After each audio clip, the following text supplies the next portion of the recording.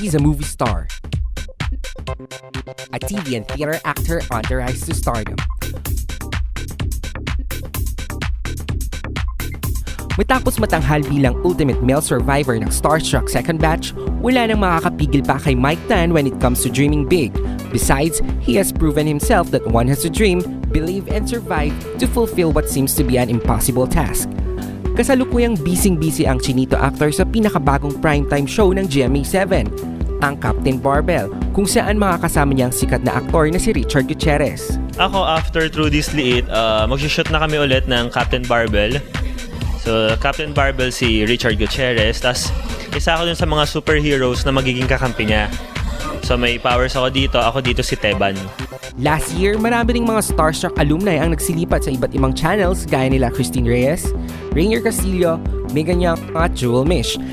And since it has become apparent na hindi masyadong nagagamit ang galing sa pag-arte ni Mike, this led to speculations na lilipat siya sa rival network. Masaya ako sa trabaho ko with GMA. Wala naman akong angal. Masaya ako dun sa flow ngayon ng career ko. So, I guess, hindi pa sumagi sa isip kong umalis ng Channel 7. This time, mas open na rin si Mike sa love life niya. Anya, meron daw siyang non-showbiz girlfriend at halos 5 years na silang magkasama. Love life, same as before. Ganun pa rin. Nothing new. Matagal na, mga 5 years na kami. Ngayon naman, let's ask kung kamusta ang pagbisita niya dito sa ating probinsya. Sa totoo lang, medyo frustrated ako ngayon kasi hindi ko siya naikot eh. Gusto ko siyang ikutan, kaya lang, kailangan ko na rin bumalik ngayon ng Manila.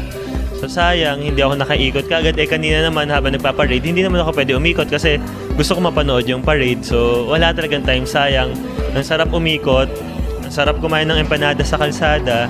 At para sa kanyang mga Ilocano fans, ito ang kanyang mensahe.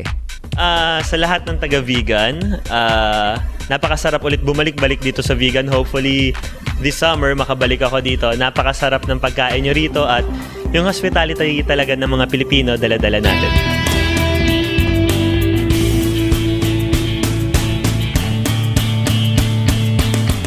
Hi, this is Mike Tan, and you're watching Core TV. And that was my ex-boyfriend. Shorts lang. Hindi, joke lang. Ano ba yan? And that was Mike Tan for Celebrity Corner looking hot over there. Yes. As in hot. Actually, he's a part of Captain Barbell now. It's starring Richard Gutierrez. Yes, kumbaga siya yung sidekick na yata doon. And part din siya ng, di ba, ng Starstruck Reports. I think batch 2. From a cutie guy to one hot man. Yes, of course. And says that he's not moving to other stations. Tama. Good news. Yeah, kasi di ba madami na like Christine, Jewel, who else? Rainier.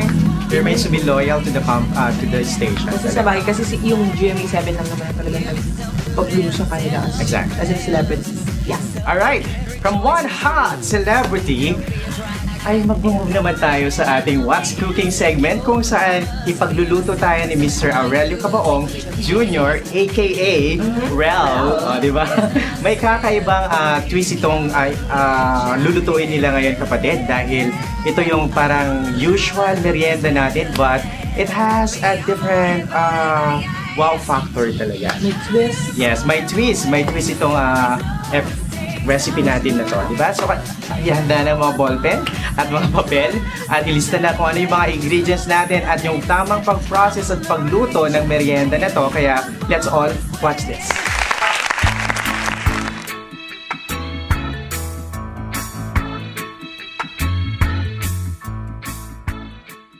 Hello, Ilocandia! Welcome back to another episode of What's Cooking, only here on Wake Up Ilocos. And today, I am here again with Kuya Rel. We are here again at their beautiful house here in Puspos, Bantay. And today we're going to do a dessert, a quick one, and a very delicious one, and affordable as well. So Kuya, i-prepare na natin ang ating dish. Okay. So guys, this dish is called caramelized bananas a la mode.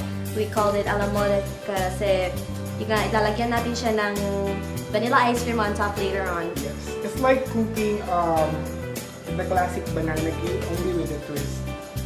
Yan. So, Kuya Rel is stealing some saba. Saging na sama. Yeah. And then, cut it into half. So guys, if wala kayong available na saba, pwede rin kayong gumamit ng lakatan, senyorita, any variety of bananas, plantain, or also known as tumok, yung mahaba na malalaki. Yan. We choose saging na saba kasi mas matigas siya, di ba? Yeah, and mas neutral yung flavor niya. So you can adapt any flavor to those kinds of bananas. Yung saging na saba, very versatile. Ginagamit siya sa desserts and as well as yung ulam like yung kutsaro, bulalo, di ba? So ayan. So we are heating our pan na. And we're just gonna melt this. So, nilagyan natin siya ng oil para hindi agad-agad mag-evaporate yung butter.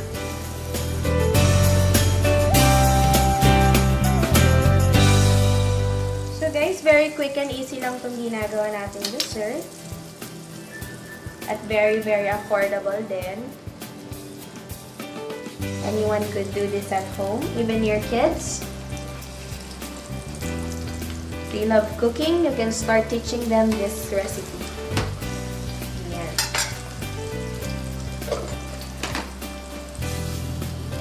Pag yung street dining namin sa Vegan Plaza, we do this as well eh. Yung desserts namin, we flambe these kinds of fruits.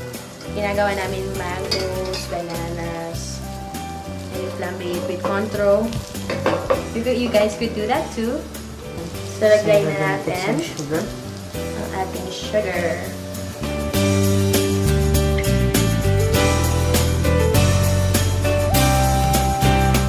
Masarap ang dessert pag maraming butter. Forget about the calorie content. Yes! These are what you call the guilty pleasures sa mga nagda-diet over there. So, ito yung gusto nating color. Medyo golden brown. It's very inviting. Be careful lang guys not to kasi it tends to magiging Medium fire. mushy siya. So low fire lang. And to avoid it to be sinog. Oh, that one. Oh! This is the same mixture that we used last week. Oh, the pad thai Yes. sauce. It's a combination of honey and peanut butter with soy sauce. Oh! So it will turn out sweet and salty with the sweetness of the ice cream. Wow, contrast of flavors again, guys. So, ito pala yung twist na part niya. Sa mga twist part niya. Aside from the, ice cream.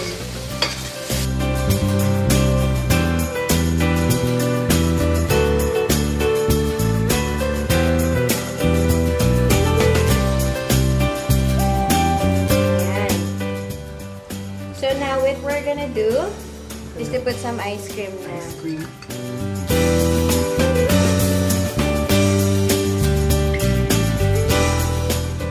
So guys, this has been great. Another great recipe brought to you by, of course, Kuya Rel and me, Chef Sam. And like Kuya Rel always say, The right ingredients makes the food taste good, but sharing it with your loved ones makes it more special. and of course with Wake Up Ilocos What's Cooking segment. Ayan. So guys, join me again next time on another episode of What's Cooking. I'm gonna dig into this more. See you all next week. Bye! Ciao.